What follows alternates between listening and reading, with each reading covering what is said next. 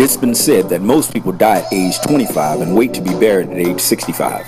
So the big question is this: how are entrepreneurs like us who believe in God and read the Bible preparing for the financial danger that the bankers and brokers do not want us to know about? How do we resist a life that's less than we are promised and hold on to our dreams so that we can live in fullness every day? That is the question, and this podcast will give you the secret. My name is Nate Scott, and welcome to the Life is Rich podcast. Hello, this is Nate Scott, author of Life is Rich, How to Create Lasting Wealth, and welcome to the Life is Rich podcast. Today is the very first episode. Can you get excited? I've titled it, A Dream Delayed Isn't a Dream Denied. I believe that everyone is waiting for something. Men and women are waiting for relationships, for children, for healing, for a home, for a job, or for a financial breakthrough. Stories of God's children waiting for these very same things are woven throughout the Bible. If you want to understand your own waiting in a way that preaches the gospel to yourself and to the watching world, then the Life is Rich podcast is for you. The book of Habakkuk could be titled Leadership with No Easy Answers. Habakkuk had to learn to follow God as the leader. He struggled with why God allowed the people of Judah to get by with their immoral and sinful ways. He cried out to God and at first got no answer. Finally, God gave him a vision about his plan to rectify the situation by raising up Babylon to plunder and capture Judah in war. I figured that story was appropriate for me to share to frame this very first podcast. Because what I'm going to do is I'm going to share with you my backstory. And as I share my backstory, my purpose is to give some lessons that you can point back to God's Word. You see, I grew up in a small town outside of Savannah, Georgia. My parents were divorced. My grandparents provided me a faith foundation. I had 4 sisters and 2 brothers. Now, my family was like many families where it was truly a village raising me. My parents were divorced. I don't remember at what age they were married. All I know is that I never felt as if there was a disconnect because my dad never lived more than 20 minutes away from me. And my parents didn't have a relationship where there was constant fighting or arguing. In fact, it was really amicable. And then for my grandparents, you know, they were the rocks. We lived on the property. They were the ones to ensure that I was in church each and every Sunday. They were the ones that ensured that I, did my work. In fact, I was really blessed because I actually lived and was able to get to know my great grandmother. Truly, truly a blessing. So it's easy to see that my family's upbringing had a tremendous impact on my life. I was the oldest of my siblings. Like I said, 4 sisters, 2 brothers. Now these children we weren't all raised together. My mom had 2 sons, and then my dad had 4 girls and a son. And so I was the oldest. And it was never a thing about stepbrothers or stepsisters. They were just all my siblings. And I've always taken on that responsibility to be a role model, to set the example. Throughout my early years, I grew up very active in sports. And in fact, on Sunday mornings, oftentimes in the country, imagine dirt roads and imagine a dirt basketball court. And I'd be out there, boom, boom, boom, boom, boom, boom. And then a booming voice would come from our front porch, Speedy, come on in here and get ready for church. That was my grandfather. And I'd dust off my shoes and I'd go in, get ready. And that was just our, the regular way. That's the way we did things. Well, throughout I always had this desire to play college basketball. And in 10th grade is when I remember the first time in which I thought about a desire to be financially free. And I did that. I think as I reflect, the real driver for me of wanting to go to college and to earn a basketball scholarship was because I feared struggling financially. I wanted to have a better life than the life I grew up with when it came down to those extras. I didn't want to have a situation when I became an adult where I had to wonder whether or not we could do things or have to delay things or say, we'll see. I didn't want to be in a situation where I was always having to, delay getting those things that we desired. I also wanted to be an example. Going to college was going to be, not just going to college, but going to college and graduating was going to allow me to be that very first college graduate. I'd already been that first student athlete. I was doing well in school. I was playing sports. But it got to that pivotal point after playing football and basketball and running track when I got to my sophomore year where I was faced with a dilemma. My dad basically said that if I wanted a car, I had to work. And so what that meant was that I had to decide what I was going to give up and what I was going to focus on. And so that's when I walked away from playing football.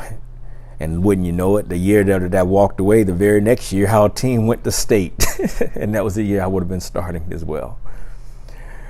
But hey, that's what happens in life. We've got decisions that we have to make. We've got to make sure that we choose those things that matter most, putting first things first. And I got that lesson very early on. And so as I moved through my high school years of playing sports and getting to my senior year was me going to school throughout the day, playing a varsity basketball game at about 8 p.m., finishing up, leaving the gym at about 10 and getting to work at 11 and working through the night till 9 a.m. Saturday morning. That was my workflow. That's what my senior year looked like. So I've never been afraid of work. I've never been a stranger to work. When my basketball scholarship fell through coming out of high school, I realized that I didn't achieve a particular goal that I had set. And that was a pivotal point in my life because I then had to decide whether or not that was truly something I desired. And if so, I had to make a decision about what my next steps would be. That's when I learned that a dream delayed isn't a dream denied. What I decided to do is I first went over to the Air Force and I wanted to go there to see what they would offer to me so that I could continue to work on my game. And so I went there with a very clear path. I wanted to go into communications or something technical. I wanted to go overseas and experience life, and I wanted to go for the shortest amount of time that I could go in for. And so I went there with those things laid out as far as my objectives, but they weren't able to give me all three. And so I went right next door to the Army. And I told them basically the same thing. Give me communications, give me Germany, and give me the shortest amount of time. And they did that. I got communications. I did go to Germany and I got a 3-year assignment. After finishing basic training, man, that was a quite an interesting time. Great guys and girls and bit challenging, but something that I was really kind of enjoyed. It was an interesting time. Went on to AIT, Advanced Individual Training, which is where I learned my specialty. Made some great friends. got into my dating relationships, and really remember blowing a lot of money. In fact, I always laugh and say, you know what? The thing I remember about my enlisted time was that I wasted money. I remember my money went to hotels, pizza, and beer. And of course, when I say hotels, I'm talking about women. But hey, that was a part of my path. Once I finished my AIT, I went on to Germany. And as soon as I got to my unit, I immediately enrolled in college courses, continued to play sports. And through that, that was my formative years. That's when I picked up the book, The Autobiography of Malcolm X. And it forever changed my life. I mean, I went through that book, and then the next thing I went to find the next one, and then the next one, and the next one. And I guess I considered myself to become somewhat of an expert on Malcolm X, and it was fascinating. That's when my self-pride and confidence really was foundationally built. That's when I really started to look in the mirror and see myself in a whole different light. I grew up in a small town outside of Savannah, Georgia. So I grew up in the South, and I was not exposed to what I was exposed to through that book. And I didn't have that self-assurance like I did until after I read that book. And it truly did set the path for me to go on and do the things I've come on to do in my life. Leadership, posture, strength, character, things that I just really, really honed in on. And so as I continued to pursue my goal of playing college basketball, taking a different route, doors opened up. One day my professor, whose husband was a West Pointer, approached me after speaking to my company commander about the idea of going to West Point. Now, I'll tell you, I didn't have any intentions of going to West Point. In fact, I had a disdain for West Point officers because of what I experienced with them coming into the unit. You know, I was always a smart soldier, a hardworking soldier. I was capable. And oftentimes, as leaders will do, or people in leadership roles will do, managers, if you will, for those of you that are in the civilian world, would be in their position and not truly understand and respect those people that they are working with, those people that are working to make them look good. And that's what my experience was. And so I said, you know, I didn't want to go, but I didn't say it out loud. I just kept it to myself. That was my inside voice. And I didn't believe that my professor and my company commander were going to put stuff before me and give me the opportunity to follow through. In fact, again, my mindset that time was really centered on Malcolm X. And so I was like, okay, these people ain't going to do nothing. But I said, you know what, let me play the game. And they continued to put paperwork in front of me, and I continued to fill it out because I was going to play the game. If it was an opportunity, I was going to take my shot. But then what happened was Operation Desert Shield. We got the word that we were going to be deploying. Here I was, 18 years old, in Germany, away from my family, getting the word that we were going to go into combat. Imagine the impact that had on me, that experience. I remember taking up my video camera and walking around the room and talking into the camera and telling my family that these particular items needed to be dispersed, you know, like this. To my brother, the TV, the nightstand, the clothes, the jewelry, you know, and I was going through and just kind of itemizing out a written list. In fact, I had to write a written list of all my items. And I was talking to the camera and telling everybody what, you know, where the items would go. And the thing I really remember was just talking to my family, expressing my love for them, and just giving them my last wishes, preparation, just in case I didn't make it back. Well, we got deployed. We got into the theater of operation, and it was, you know, unlike anything. I mean, it's hard to really explain it to go back into the depths of my mind with what I saw and what I experienced, from the smell of the burning fields and the smell of death and just everything that was experienced. But at 18, some of the greatest relationships during that time. And it's I'm a part of a Facebook group where members of the unit occasionally post pictures and stuff like that. It does definitely brings back memories. It was a formative time for me. I remember at 19, as I walked the perimeter during Desert Storm, because we were a shield when we got there, but then we flipped over to Desert Storm when the war started. At 19, I walked around the perimeter and I said, Lord, if you allow me to make it back, I'll never waste a day of my life. If you allow me to make it back, I'll never waste a day of my life. That was a pivotal point in my life, very defining, because that's when I made that vow that has continued to push me forward each and every day and has brought me to this place where I'm at right now. Well, I did make it back. I made it back safely to Germany. And when I got back to my unit, I received a promotion to specialist. And then I also received word that I had been accepted into the United States Military Academy Prep School, and that I'd be leaving Germany to go back to the United States to start on a new path.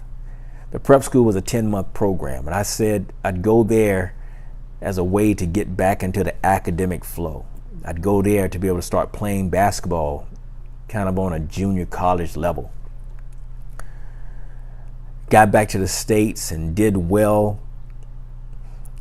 And then it got to the point where I had to decide what I was going to do, because remember, I had no intentions of going to West Point. But I had the appointment to the academy, a congressional nomination. I had my GI Bill, and then I also had completed my enlisted time. So I had options. But on February 26, 1992 at 10:30 a.m., I drew out what's called a Benjamin Franklin T. And I created this so I could make the decision of whether or not I would go. I'd put on the left side my pros, and on the right side I put my cons, and I listed out the reasons of why I should go to West Point versus the reasons why I should not. And those things about why I shouldn't go were all based upon feelings, whereas those things about why I should go were based upon logic, decision making. Again, how to think versus what to think. And so on February 26, 1992 at 10:30 a.m., I made the decision to go to West Point. And when I got to the academy, initially it was tough. I struggled academically. Math and science were very challenging, and I had to continuously seek out help from the professor and lean on my peers. And my peers leaned on me for my leadership and my military background and my physical fitness. And that's the thing about West Point, is that it's one of those environments where you can come in at the very top in various areas, but at the end of the day, if you didn't have people to lean on, then you couldn't make it alone. And so I started out playing basketball, but because of how I was struggling academically, I made a decision that I wouldn't continue. So I walked away from that goal. And the result of that was that I continued to work diligently on my academics, and eventually by my senior year, I had made the dean's list. I also was chosen to be the regimental commander, 3rd Regimental Commander. Their brigade of 4,000 cadets, 1,000 per regiment, and I was selected to be one of the regimental commanders. I ended up graduating, and what a day that was. Family and friends. In fact, I flew in friends from high school. 2 of my dear friends from high school, I had them fly in so that they could experience this incredible, life-changing experience that I was going through. Throughout that entire process, walking across the stage, receiving my diploma, and receiving my commission, the sense of pride that I personally had, but more so the experience that I know that I gave to my family, that no one could ever take away from us, to be that very first college graduate. No, it wasn't me playing college basketball as I had originally hoped for. That dream that I initially started out with, I didn't achieve that. But I achieved so much more during that process. The transformation that I went through forever shaped me. You see, the greatest leadership principle to take away from Habakkuk is trust. He knew he wasn't in control any more than you and I are today. He waited on God. When God finally spoke, Habakkuk had to trust him. He certainly didn't understand. In essence, his closing psalm says, although I don't understand what is happening and nothing is working out the way I would like it, I'll still rejoice and trust in God's wisdom. May God do the same for each of us. Thank you for listening to the Life is Rich podcast. I'm your host, Nate Scott. Remember, if I tell you, you'll forget.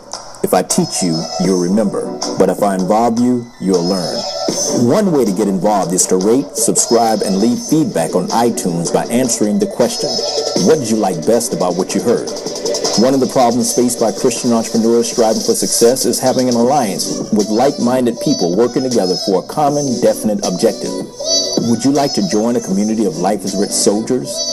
If so, please rate and subscribe to the Life is Rich podcast on iTunes and text GROWTH to 904-204-0846 for the link and this month's free book. Again, please rate and subscribe to the Life is Rich podcast and text GROWTH to 904-204-0846. Again, my name is Nate Scott. Take care and be blessed.